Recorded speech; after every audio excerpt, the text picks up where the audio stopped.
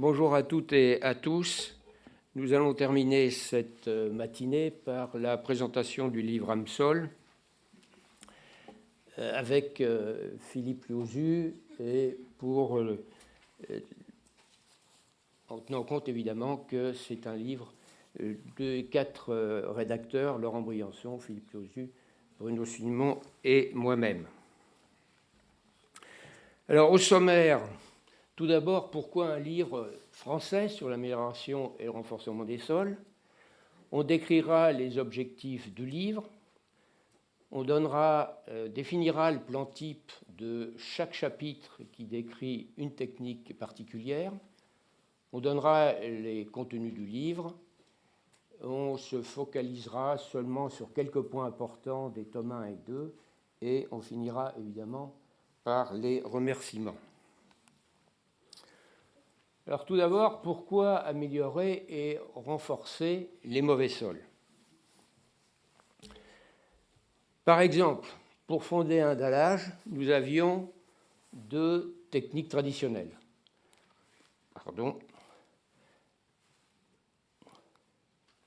La première consistait à fonder directement le dallage sur le mauvais sol.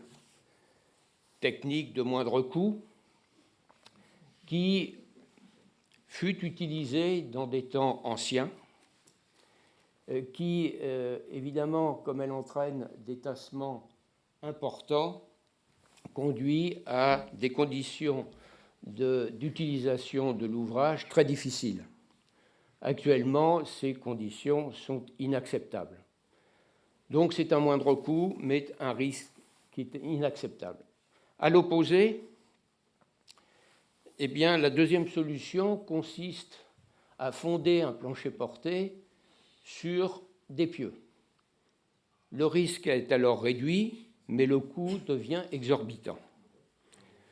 Ces 2 solutions traditionnelles n'étant pas satisfaisantes, les entreprises ont développé toute une panoplie de techniques d'amélioration des sols et de renforcement des sols. L'ingénierie géotechnique a donc besoin de connaissances et de références actualisées sur l'ensemble des techniques d'amélioration et de renforcement des sols. Il existe bien d'excellents livres sur des techniques particulières. La liste qui est là n'est pas exhaustive, évidemment. Il y a également des livres récents sur les fondations et les procédés d'amélioration et de renforcement des sols, mais dans le domaine spécifique des actions sismiques. Enfin, on trouve des livres qui reprennent un ensemble de techniques d'amélioration des sols et de renforcement des sols, mais qui sont en anglais.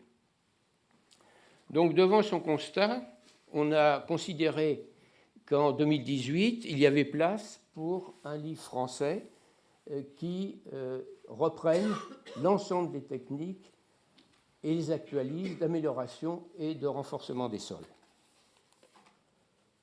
Alors, c'est autour de ce projet assez ambitieux que se sont retrouvés les 4 rédacteurs, Laurent Briançon, Philippe Liozu, Bruno Simon et moi-même, avec des compétences complémentaires d'entrepreneurs, de bureaux d'études et enseignants.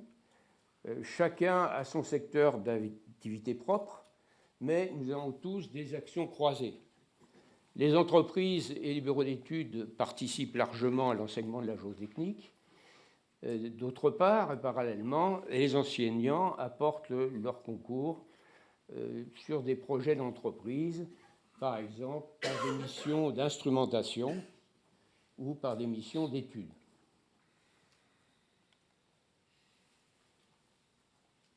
Nous avons donc d'abord fixé les principaux objectifs du livre AMSOL. Premier objectif principal, un livre pratique qui regroupe l'ensemble des techniques usuelles, novatrices, mais actuelles, et qui sont décrites dans le TC 211.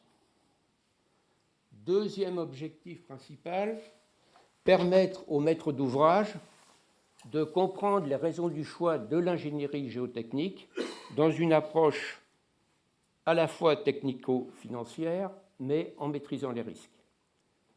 Et troisième objectif principal, fournir aux géotechniciens les outils nécessaires pour la conception, l'exécution et le contrôle des différentes phases de projet et de chantier.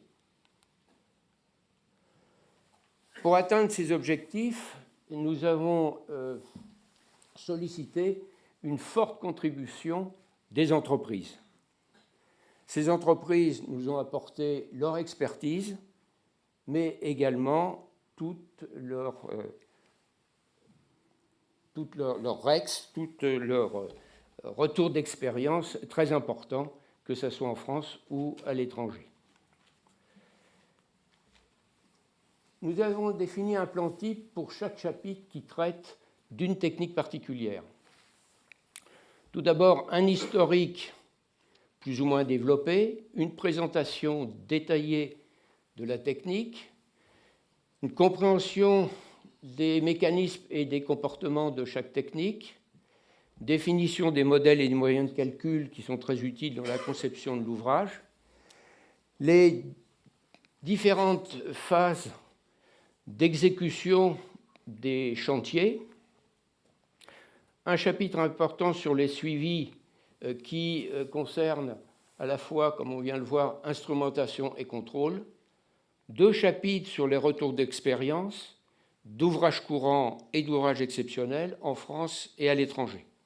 Enfin, évidemment, une bibliographie. Sur les contenus des 2 tomes, sur le tome 1, nous avons déjà...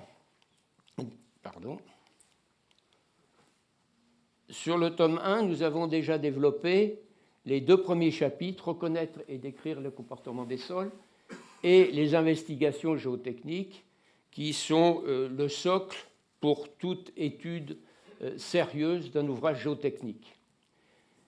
Le 3e chapitre, auscultation géotechnique, est, comme vous venez de le voir, indispensable pour toutes les techniques d'amélioration et de renforcement des sols.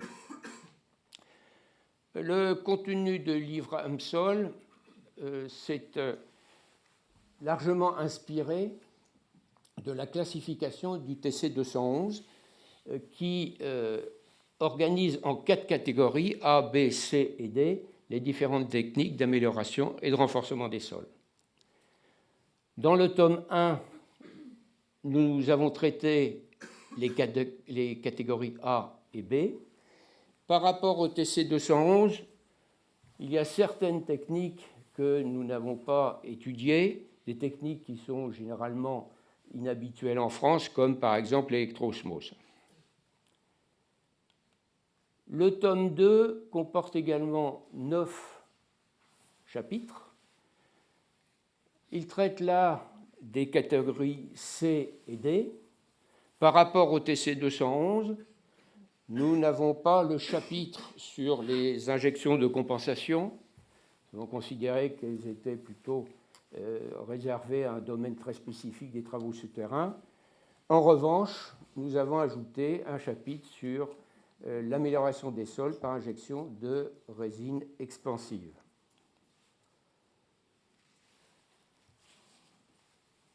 Quelques points importants. Je commencerai par les chapitres 1 et 2, avant de passer la parole ensuite à Philippe. Le 3e chapitre, instrumentation, a été très largement présenté tout à l'heure par Laurent Briançon, donc je n'y reviendrai pas.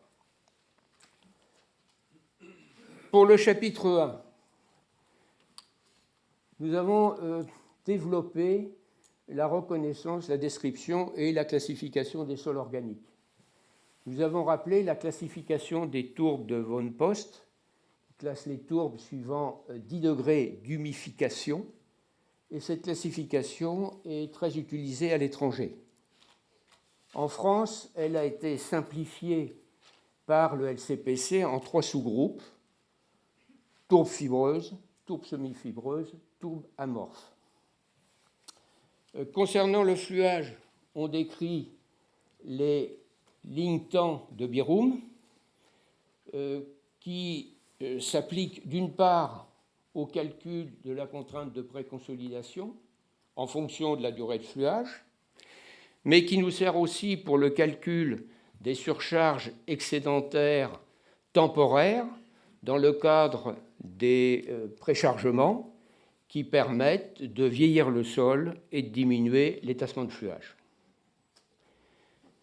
Nous avons aussi fait une synthèse des travaux de Méry, qui est un spécialiste des tourbes et du comportement des tourbes, et en particulier du fluage, dont l'un des enseignements majeurs est que le rapport de l'indice de fluage sur l'indice de compression est constant, quel que soit le domaine de contrainte, du domaine surconsolidé au domaine consolidé.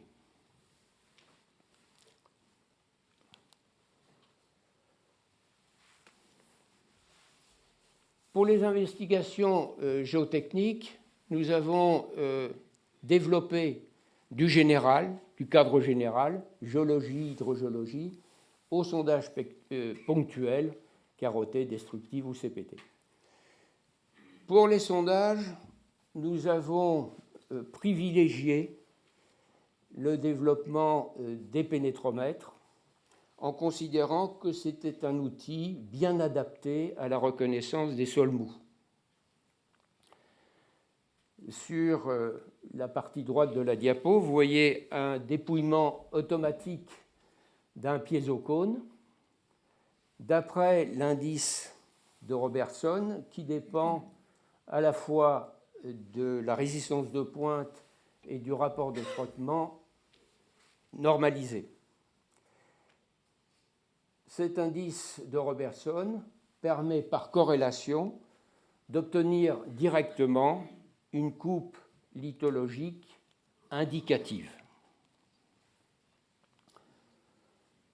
Dans le même chapitre, on a développé plusieurs modélisations des essais de laboratoire en vue de la conception des ouvrages. On vous en présente un ici, à l'occasion d'un chantier de renforcement des sols par inclusion rigide. Sur ce limon argileux, l'ajustement des paramètres de déformation sur l'essai odométrique a permis ensuite de caler les autres paramètres de la loi hyperbolique en calant les différents paramètres sur les trois essais triaxiaux CU plus U. Voilà pour la première présentation. Je passe la parole à Philippe. Merci. Merci Claude. Donc quelques autres points que l'on peut citer dans la présentation générale de ce livre. Si vous le feuilletez, vous pourrez voir que le poids des différents chapitres est quand même très variable. Certaines méthodes relativement peu hésitées, comme par exemple le compactage par explosif, ont été abordées, mais ne font pas l'objet de très très grands développements. Par contre, dans le tome 2, le chapitre consacré aux inclusions rigides est extrêmement développé, du fait simplement de l'utilisation croissante de ces techniques ces dernières années. Alors ce chapitre a évidemment été rédigé sur la base des recommandations ASIRI que vous connaissez et dont on a déjà longuement parlé, mais il y a eu des retours d'expérience. Bon, maintenant ASIRI Plus est envisagé, et compte tenu de ces retours d'expérience, après plusieurs années d'utilisation de ces recommandations par les différents acteurs de la géotechnique, eh bien, ce chapitre essaie de clarifier un certain nombre de points et d'en aborder des nouveaux.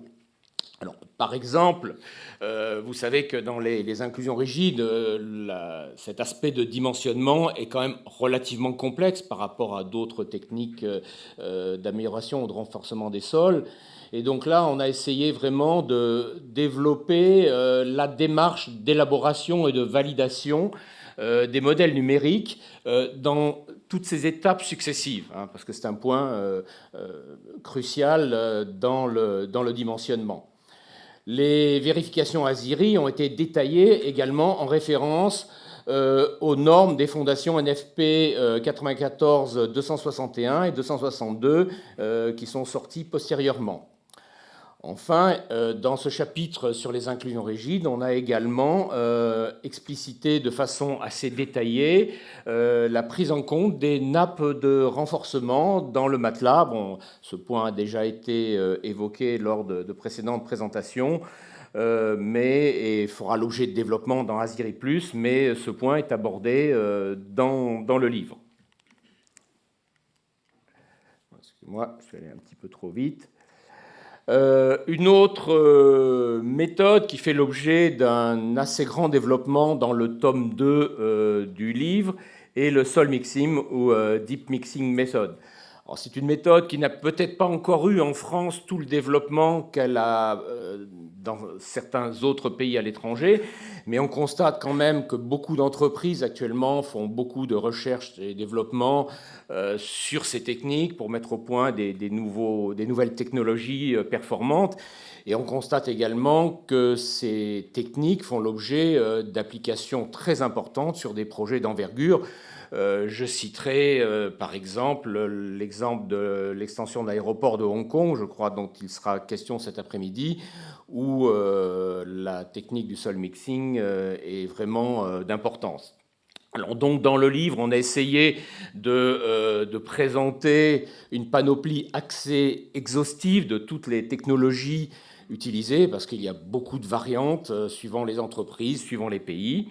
Et on a également mis l'accent sur des retours d'expérience, certains un peu plus anciens, d'autres récents, pour montrer la variété du domaine d'application de ces technologies. Autre point, celui des applications numériques, des exemples de dimensionnement. Pour la plupart des méthodes, on présente des exemples traités intégralement avec tout le dimensionnement, et notamment le dimensionnement numérique, souvent en faisant appel aux éléments finis. Et vous voyez ici un exemple, par exemple, qui est tiré du chapitre sur les colonnes ballastées, où l'on présente un exemple de calcul de simulation de l'épreuve hydraulique d'un bac fondé sur colonnes ballastées, confronté aux résultats des mesures qui ont pu être menées pendant la construction de l'ouvrage. Un autre point qui nous a paru important est celui d'avoir un bon équilibre entre des petites et des grandes réalisations au niveau des retours d'expérience. Les projets importants sont évidemment spectaculaires et permettent des avancées significatives dans le développement des techniques, mais il ne faut pas oublier que la vie courante des entreprises et des bureaux d'études est aussi faite de chantiers plus ordinaires. Donc, vous voyez, par exemple, là, c'est tiré du tome 1 sur le chapitre consacré à la consolidation des sols argileux. On présente à la fois un exemple d'un petit chantier où un préchargement a pu être utilisé pour anticiper les tassements sous un dallage d'entrepôt. Et on présente également un projet beaucoup plus important, bon, même s'il est un petit peu ancien aujourd'hui, mais qui est celui de la problématique de la consolidation des sols qui s'est posée pour la construction du terminal français du tunnel sous la Manche. Alors, concernant ensuite la combinaison des techniques, vous savez, et ça ressort bien, je pense, à la lecture de l'ouvrage, que chacune des technologies présentées a son domaine d'application. Il n'y a pas des bonnes et des mauvaises méthodes. Il y a éventuellement des mauvaises applications, un mauvais choix de la méthode qui peut conduire, dans certains cas, à des pathologies. Et donc, il faut bien connaître le domaine d'application de chacune de ces technologies. Et lorsqu'on a affaire à des conditions géotechniques un petit peu complexes sur certains sites, eh bien, le concepteur doit être intelligent et aller puiser dans les différentes technologies là où elles peuvent apporter un plus au niveau du projet. Alors, ça vous a déjà été présenté tout à l'heure par Serge Lambert dans son exemple de fondation d'éoliennes où on a combiné de techniques. Et donc, dans l'ouvrage, on présente également un certain nombre de retours d'expérience où on a été amené à combiner différentes technologies. Par exemple, ici, il s'agit de la combinaison de compactage dynamique et de vibrocompactage. On sait que le vibrocompactage a des difficulté à traiter la partie supérieure des terrains lâches, alors qu'au contraire, que le compactage dynamique est plus efficace en surface et moins efficace en profondeur. Dès lors, lorsqu'on a des profondeurs significatives de terrain, il peut être intéressant, comme sur cet exemple, de combiner les deux techniques pour tirer parti du meilleur de chacune des techniques. Un autre exemple ici qui est présenté dans le livre est une combinaison de sol mixing réalisée par la technologie du trench mix, donc où on vient cisailler, couper le sol avec une trancheuse en incorporant un liant pour réaliser des panneaux de sol traité, combinés avec des inclusions rigides par la technologie des colonnes à module contrôlé. Et sur ce projet, donc la combinaison des deux s'est avérée pertinente pour résoudre les différents problèmes géotechniques posés sur ce chantier. Voilà quelques points flash, si vous voulez. On ne va pas vous présenter plus en détail ces livres. Maintenant, au niveau des remerciements, bien sûr, il y a 4 contributeurs, rédacteurs, coordinateurs principaux qui vous ont été cités, mais il y a plein d'autres personnes qui ont été associées à ce projet. D'abord, je voudrais remercier Roger Franck, qui malheureusement ne pouvait pas être là aujourd'hui, qui a accepté de préfacer notre ouvrage. Ensuite, pour un certain nombre de chapitres, nous avons fait appel à des relecteurs qui sont cités ici et qu'ils en soient chaleureusement remerciés.